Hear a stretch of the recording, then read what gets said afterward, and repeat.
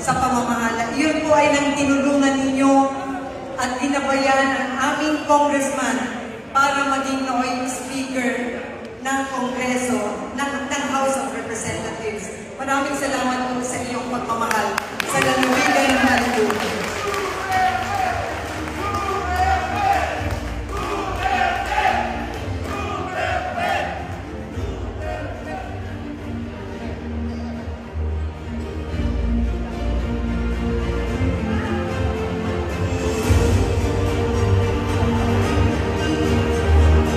Maraming salamat. If we can go back. Pakiramdam nyo na mag-announce ang Supreme Court na lahat ng impeachment complaints sa inyo ay unconstitutional. Opo. Ang unang-una ko pong naramdaman ay maging thankful.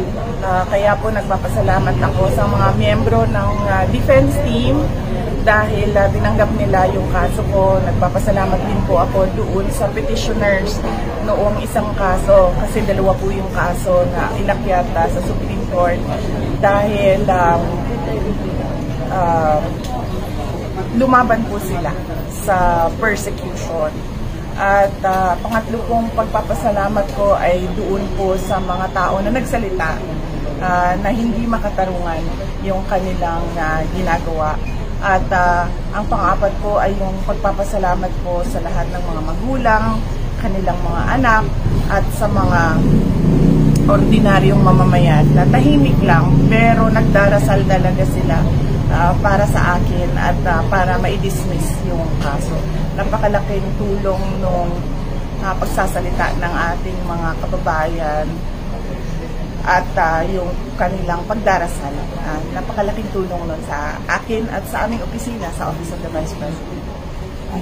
Vice President Sara, tatakbo po ba kayo sa 2028? Marami natin nag-request.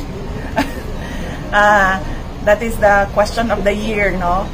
Pero sinabi ko na po noon na baka pwede pong bigyan ninyo ako hanggang December 2026. Napakalapit na po nun para po makapag-desisyon dahil kailangan po makikita natin kung nandiyan ba yung suporta ng ating mga kababayan at kung kakayanin ba natin awit yung kampanya at yung eleksyon.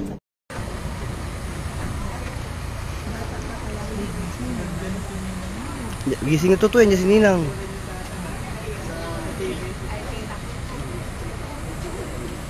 Morning po.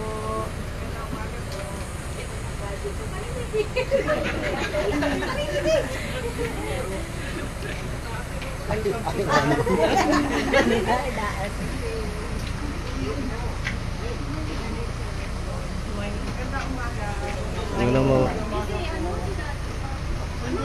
Si Mami muna. Ito na lang Mami mo, nasa tabi mo.